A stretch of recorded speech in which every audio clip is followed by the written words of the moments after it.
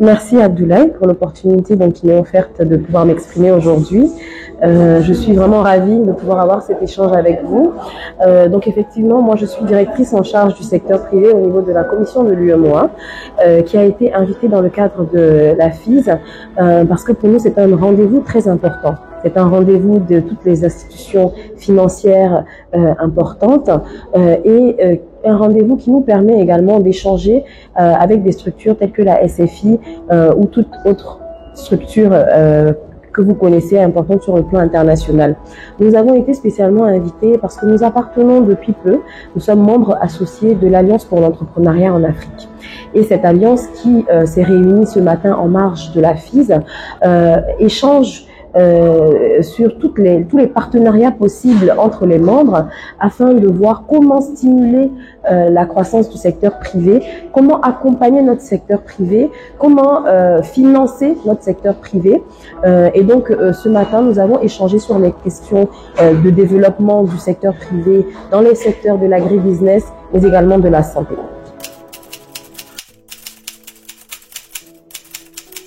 Cette alliance pour l'entrepreneuriat en Afrique, comme je vous l'ai dit, a plusieurs initiatives. Donc, ce sont des initiatives déjà de chacune des institutions membres de l'alliance, mais également des initiatives communes qui visent à lever les contraintes auxquelles sont confrontés le secteur privé. Au niveau de l'UEMOA, ou de la commission de l'UEMOA, nous avons une stratégie en fait de développement du secteur privé. Comme vous l'avez dit, nous sommes principalement, au niveau de notre secteur privé est principalement constitué de PME, 90% sont des PME, et nous avons constaté qu'il y a un problème au niveau de leur compétitivité. L'idée, c'est de pouvoir faire de notre secteur privé l'un des plus compétitifs en Afrique, qui soit source de prospérité et de croissance inclusive d'ici l'horizon, d'ici 2030, on va dire. Et pour cela, nous avons fait le choix de travailler sur 4 grands axes: la facilitation de l'accès au financement, le renforcement du cadre institutionnel et réglementaire, l'amélioration de la productivité du secteur privé et le développement de l'offre en infrastructure économique.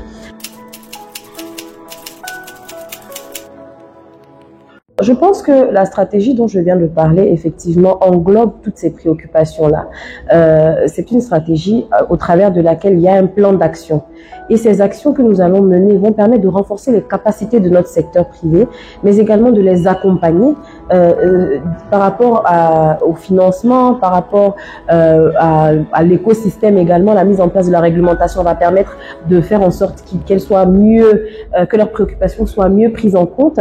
Et je pense que justement, il était temps pour nous d'avoir une stratégie de développement du secteur privé pour tous les 8 pays de l'UEMOA. Au niveau de nos pays, les préoccupations sont les mêmes et nous espérons pouvoir déployer cette stratégie très bientôt et faire en sorte que notre vision, qui est de faire de notre secteur privé l'un des plus compétitifs, soit la vision que nous allons atteindre d'ici 2030.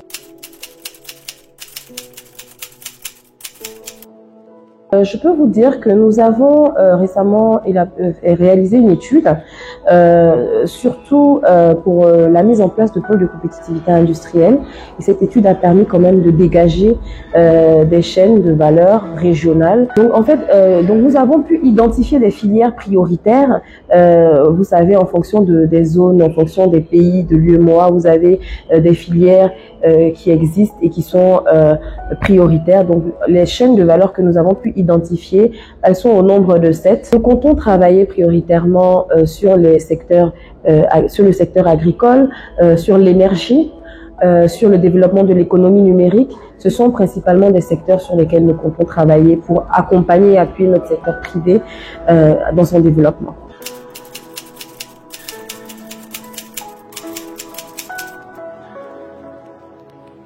Peut-être pas au niveau de l'Alliance pour l'entrepreneuriat en Afrique. Cette alliance-là vraiment est très focalisée, on va dire, sur le financement. Mais ce qu'il faut savoir, c'est que pour l'UEMOA, en tout cas au niveau de l'UEMOA, nous sommes en train de mettre en place une plateforme régionale de promotion du dialogue public-privé. Cette plateforme de dialogue public-privé va permettre de renforcer les liens entre le public et le privé et de faire en sorte que les préoccupations de chacun des secteurs soient mises en exergue et qu'il y ait un échange, qu'il y ait un partenariat qui se crée entre le public et le privé. Je pense que en termes d'encadrement non financier, on peut parler donc de ce partenariat qui va se faire donc entre le public et le privé à travers donc la plateforme régionale de dialogue public-privé au niveau de l'UEMOA qu'on appelle Ford DPP, que nous sommes en train de mettre en place. Nous attendons simplement la validation du Conseil des ministres de l'UEMOA pour commencer à déployer cette plateforme et nous avons déjà des partenaires qui sont prêts à nous accompagner pour faire le lancement de cette plateforme. Pour moi, cette plateforme va permettre, au-delà des engagements financiers, de discuter des préoccupations des différentes parties.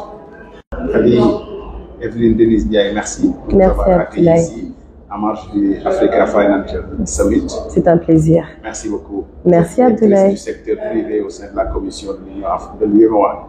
Merci beaucoup. Merci.